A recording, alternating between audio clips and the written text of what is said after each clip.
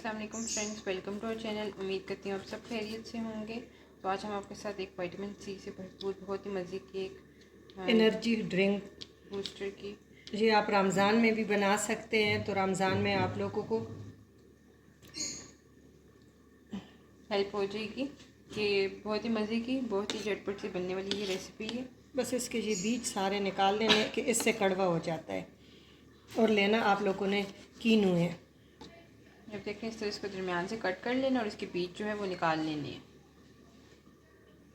तो ये आप देख रहे हैं कि हम इस तरह सारे जो हैं निकाल लेंगे बीज। फिर मैं आपको दिखाती हूँ, ये सारे हमने रखे हुए, इन सारों को हम इसी तरह गोल गोल कट करके बीज निकाल लेंगे और इस तरह जूसर के जग में जो है हम ऐड कर देंगे।